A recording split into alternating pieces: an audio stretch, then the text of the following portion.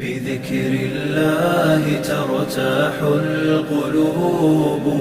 وتنزاح المتاعب والكروب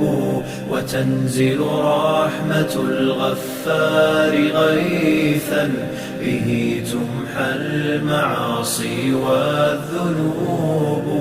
وتنفتح البصائر بعد غين فتنكشف